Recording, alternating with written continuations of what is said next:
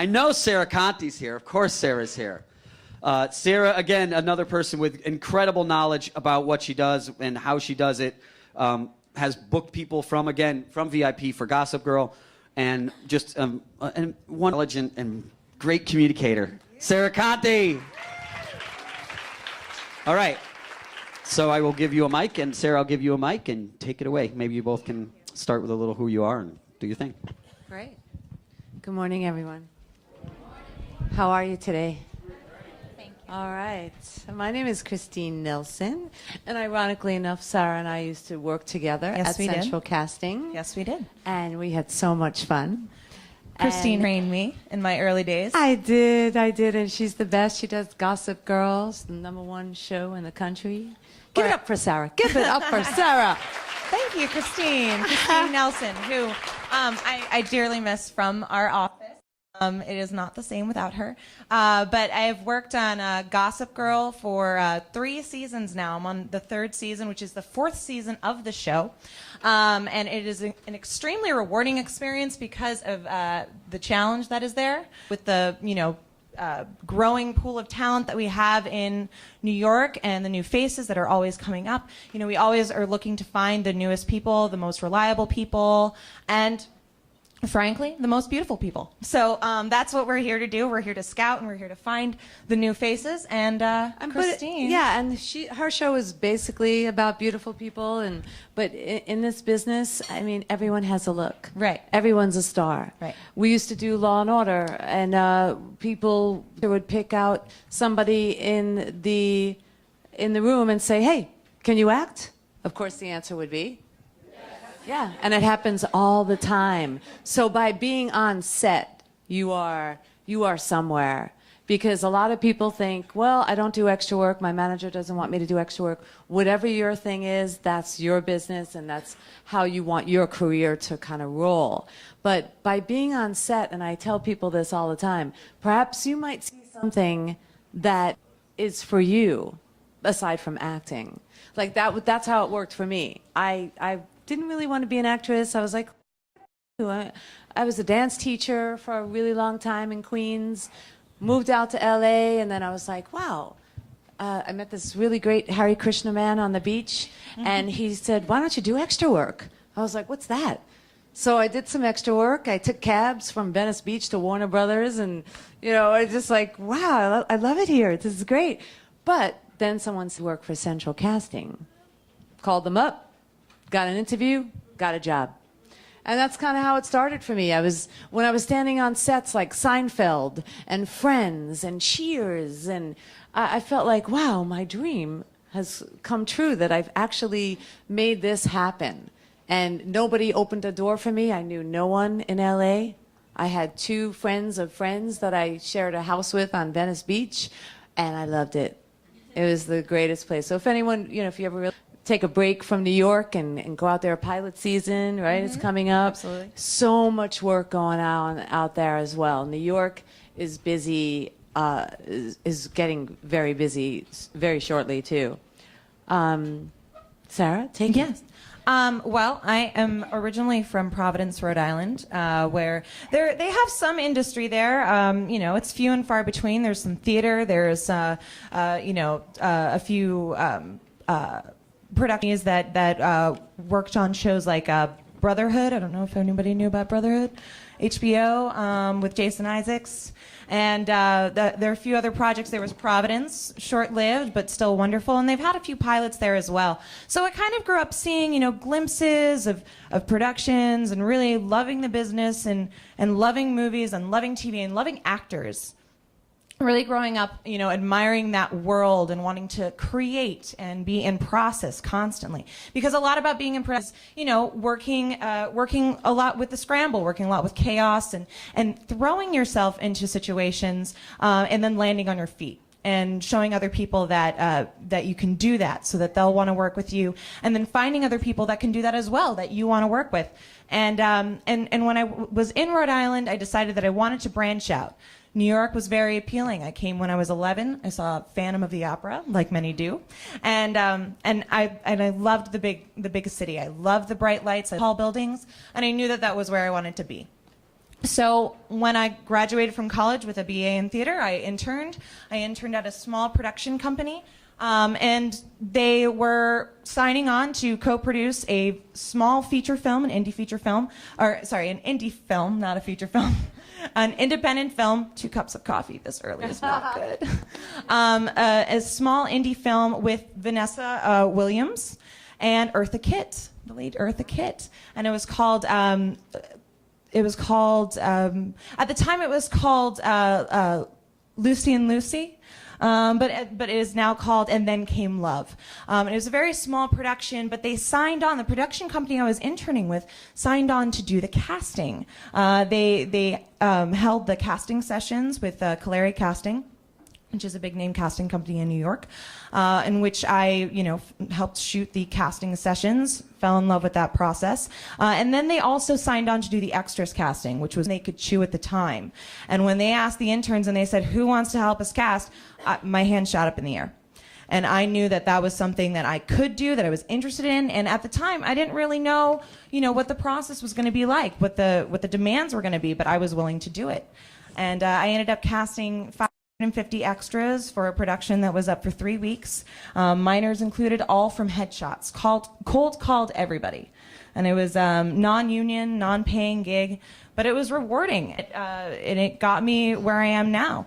When I was looking to move here permanently, I went to Central Casting, I interviewed, and they saw on my resume that I was eager and taking initiative.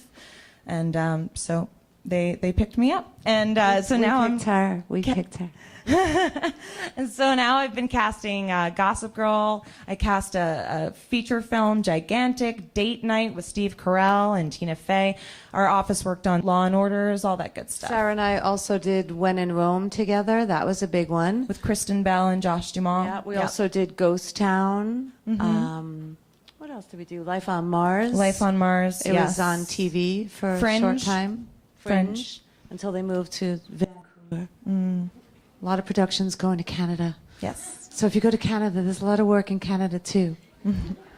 But New York is wonderful. Yeah, New York is wonderful. It's the best. You're in a good place. We love it here. I wanted to talk about... Talk a little bit about just being an extra. As Christine mentioned, it's a great way to jump in. It's a great way to jump in head first without experience, to get your experience points, to make your way onto set and see if it's the life for you. I think is the greatest thing that you can gain from it. Basically, you sign up with a casting company, you send in your headshots, and then you get a call. You get a call from one of us asking if you're available, fully available tomorrow, if you have the right wardrobe, if you are able to get somewhere on time at a certain time. And your answer is? Yes. Great. Yes.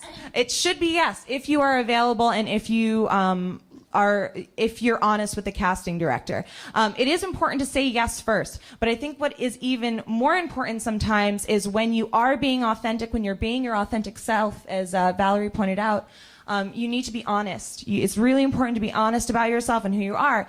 When you tell a castor, oh, sure, I have, lots of business suits. I've had stand-in experience before. I have a few SAG waivers already under my belt. And you have never stepped foot onto a set, and we find out about it, that's going to reflect poorly on us, and it's ultimately going to reflect poorly on you. So it's important to be true to yourself in order to really make way in this business, because we want new faces. We need new faces, especially for extras casting. Absolutely, and a lot of people think New York is so big, and if I come up and no one will notice. Well, basically, all casting directors in this town, we all know each other, and what you have to do is register with everyone. And if you have a reputation where you're late, or you don't really have the greatest wardrobe, or you kind of give a little attitude, or it's going to kind of come back to you. Right. So you want to be professional. You want to get the Ross report. Everybody know what that is? Ross report. You could get it at the drama bookstore. It's called Call Sheet now, I think. It's Call Sheet. They changed it. Well, I think it's the Ross report in. I think it's both. Oh, okay. But you get that. You get production, backstage, showbiz. You see what's going on there.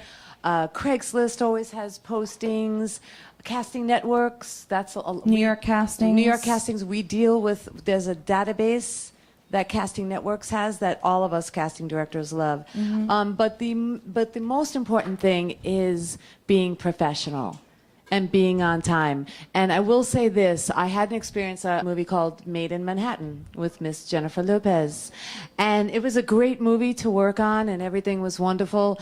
But towards the end, we had some scenes in Central Park and we had tons of children. And children are great. Kids are great, and parents, you know, when you bring them to set, you keep them busy, and it's great for them to be there. But what was happening is the parents were taking pictures of Jennifer while she was on the telephone, and trying to get her autograph while she was in character. So actually, those parents were asked to leave the set with their children, which I think you can understand. You know, you're a professional. You are just as important as the main star. So if someone says, oh, I'm just an extra, no, an extra is a very pivotal part of any scene, any movie, anything that you see. Can you picture an exterior park, Central Park, with no extras? Right. Or how about an empty Central Park? Yeah. An empty Times Square. How about that? It's really important. It's very important. And you're providing a certain look, a certain texture. You know, people from LA, productions come from LA, and they want New York. You know, they don't want LA New York style. They want, you know, someone who actually looks like they work here every day. You know, maybe we're looking for some character types. When I worked on Date Night, they said, you know, they were looking for some real, like, Hollywood, you know, type, like a gritty homeless look, you know what I mean? To really show America that they are in New York, to give it that real texture of New York, so that it transports the audience. And I think also what Christine's getting down to with professionalism, and is really, it comes down to being respectful. And I think when you are in this business, being professional is respecting not just the person that you're in the same room with, but the person's time. I think respecting people's time in this business is really important, because everything moves very quickly. And when you're right there with that other person and you are rolling with the punches, whatever they may be, you become that reliable professional. And you become a person that they're comfortable walking up to themselves. That when you walk up to them, it's the right place, the right time. They don't feel they don't feel a sense that you're disrespecting them. So respecting space, respecting time is important. I think we have a question in the front. What is your name, miss? Ariana. I think I heard about you, Ariana. What is your question? You forget? When you remember, you let us know. Come find us. We'll be here. Come find us. We'll be here all day. And we're looking forward to meeting you. I'm looking forward to meeting every single one of you. Absolutely. Last time I was here, I had such a great time. I got such great headshots. A couple of people worked for me on a Nike commercial. We did a back-to-back. Oh, there are a couple of you. Hi. We did like that back-to-back. First it was Nike, then it was Converse in one day in Staten Island. It was a trip.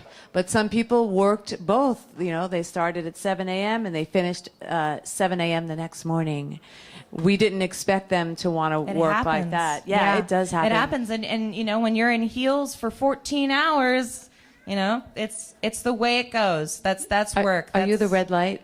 I'm the red light. Oh, the red light's here. It's the Grim Reaper. Oh, no. We don't want to leave because we love a microphone. But we look forward to meeting all of you. You all look great, and it's exciting to be here. Truly, thank you. VIP is the best.